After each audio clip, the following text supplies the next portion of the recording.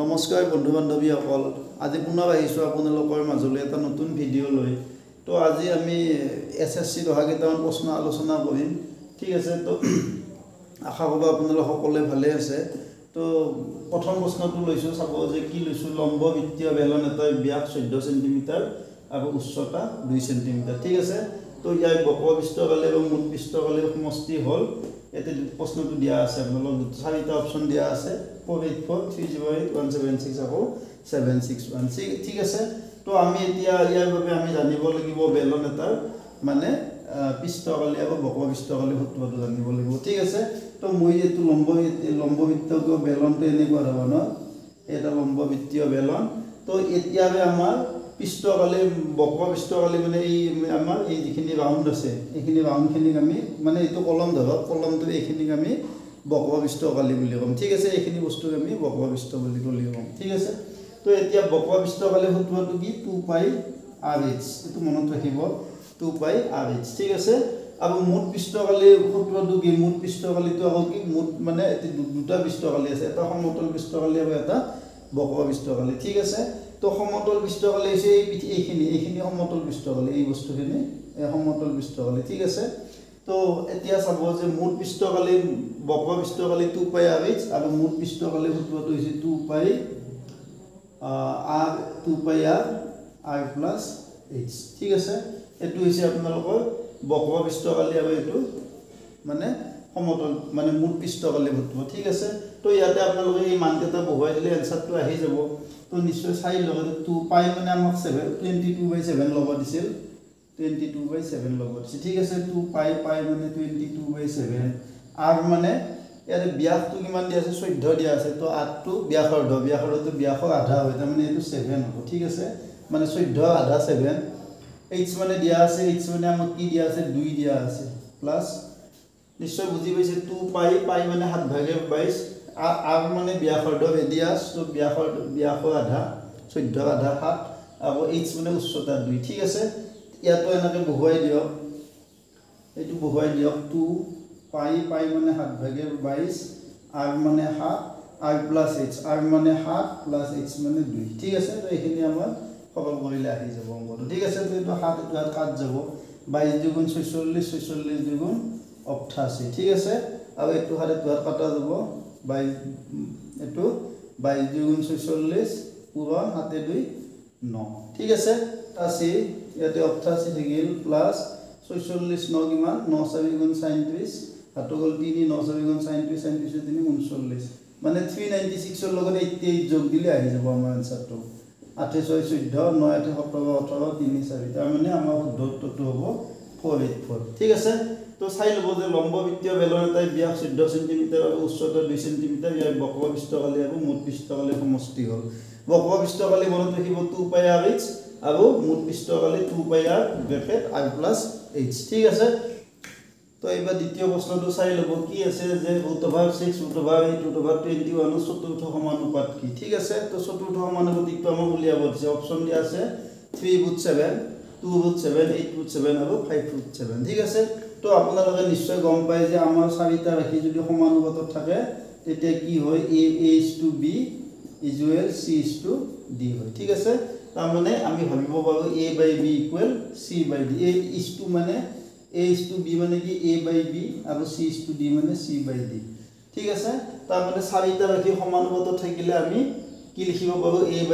= c/d ইয়াতে আপোনালোকৰ চতুৰ্থ সমানুপাতিকটো সুধিছে মানে a b c d টো সুধিছে ঠিক আছে তো আমি এনেকৈ লিখি লম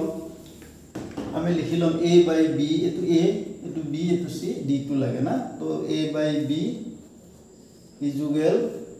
c/d ঠিক আছে d টো আমাৰ আমি চতুৰ্থ সমানুপাতিকটো d বুলি ধৰি ললো ঠিক আছে তো এতিয়া চাব ইয়াতে চাব যে √8 মানে হৈছে 2√2 মানে √8 মানে আসলতে 4/2 ঠিক আছে তো 4/বৰ্গমূল 2 ওলাই আহিব আৰু 2 টিয়াত থাকিব তাৰ মানে √8 মানে 4/2 ঠিক আছে আৰু ইয়াতে √6 মানে আমি কি লব পাৰো √2 * √3 ঠিক আছে আৰু ইয়াতে √21 মানে আমি লব পাৰো √3 * √7 আৰু d2 বহুত থাকে ঠিক আছে তাৰ মানে এটা সূত্ৰ আছে কি সূত্ৰ আছে √a * root over b তাৰমানে root over a পূৰণ b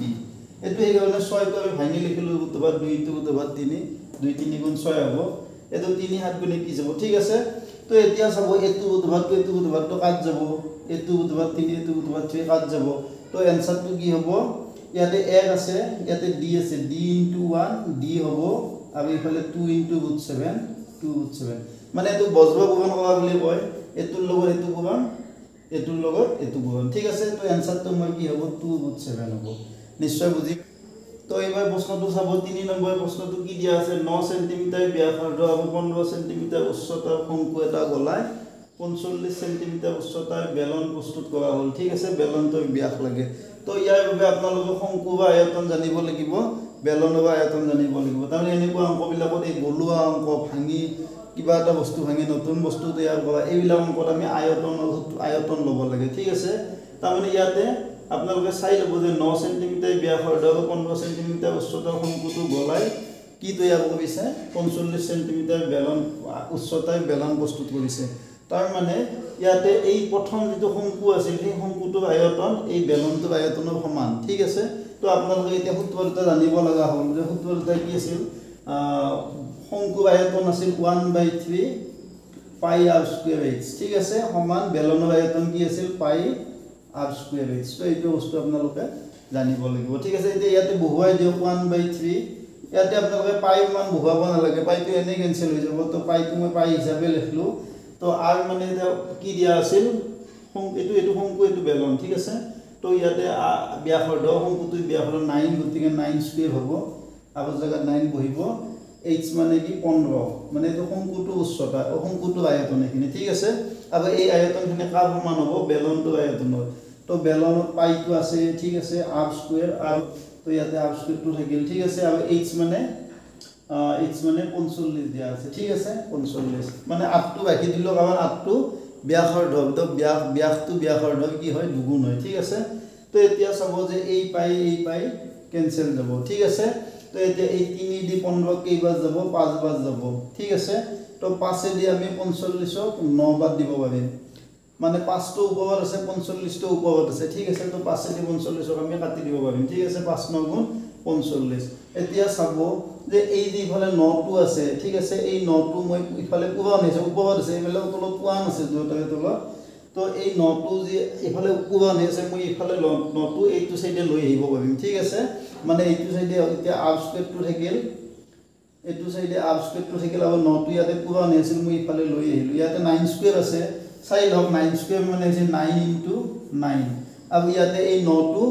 r স্কয়াৰ লগত পূৰণ হৈছিল মই ইফালে লৈ আহিলো ইফালে আনতে মানে সোফালে আনিলো বাওফালে আনিলো ঠিক আছে সোফালৈ পৰা মই বাওফালে আনিলো ঠিক আছে তো 9 টো ডিভাইড হ'ব তো এটো ন কাট যাব কাট গলে এটা মই কি হল r স্কয়াৰ মানে আমাৰ কিমান হল 9 হল ঠিক আছে তো r স্কয়াৰ মানে 9 হলে r মানে কি হ'ব 3 হ'ব বৰ্গমূল লব লাগিব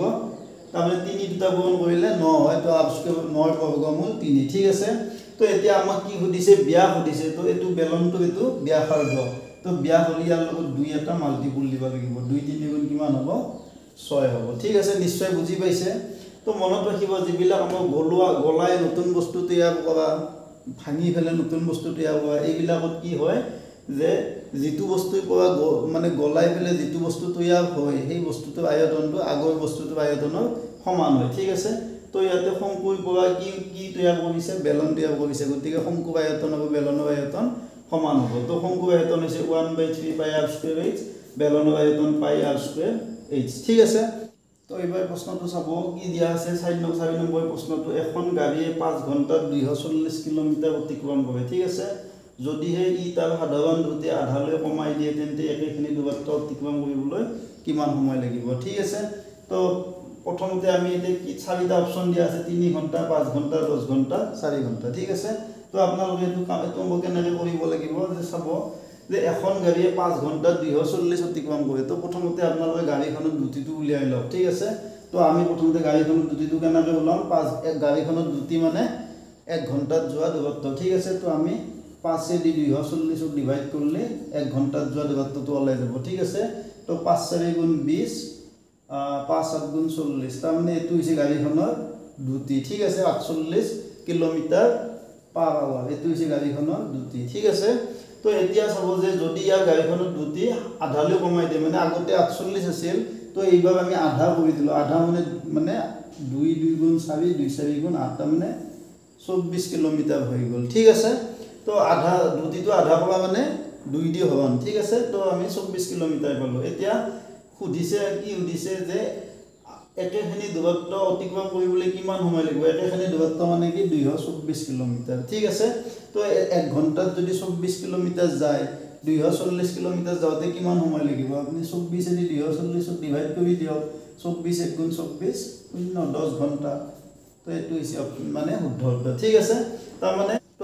তো এইবাৰ 5 নম্বৰ অংকটো চাব যে 5 নম্বৰ অংকটো কি দিয়া আছে 40 আৰু 50 ৰ মাজত কিমানটা মৌলিক সংখ্যা আছে ঠিক আছে তো মানে অপচন দিয়া আছে 5 6 3 2 তো 40 আৰু 50 ৰ মাজত থকা মৌলিক সংখ্যা কটা আপোনালোকে চাই লওক যে 41 আছে 43 আছে আৰু 41 42 43 46 45 46 47 ঠিক আছে 48 49 নহয় ঠিক আছে তো মৌলিক সংখ্যা মানে আপোনালোকে নিশ্চয় গম পায় যে যিবিলাক সংখ্যা এক আৰু নিজৰ দ্বাৰা হৰণ যায় সেইবিলাককে মৌলিক সংখ্যা বোলে মানে 2টো অকল একে দি যায় 2 দি যায় 3টো একে দি যায় 3 দি যায় তো যিবিলাক সংখ্যা এক আৰু নিজৰ দ্বাৰা ডিভাইড হয় সেইবিলাককে কি বুলি কয় মৌলিক সংখ্যা বুলি কয় তো মৌলিক 45 আৰু 50 ৰ মাজত এনেকুৱা সংখ্যা 41 43 47 ঠিক আছে তো অপচনটো কি হ'ব 3 হ'ব ঠিক আছে তো আজি ভিডিওটো ইয়াতে সামৰিছোঁ আশা কৰিছোঁ আপোনালোকে ভিডিওটো চাই ভাল পাইছে তো ভিডিওটো চাই যদি ভাল পাইছে ভিডিওটো লাইক কৰিব শ্বেয়াৰ কৰিব আৰু চেনেলটো সাবস্ক্ৰাইব কৰিব নাপাহৰিব ধন্যবাদ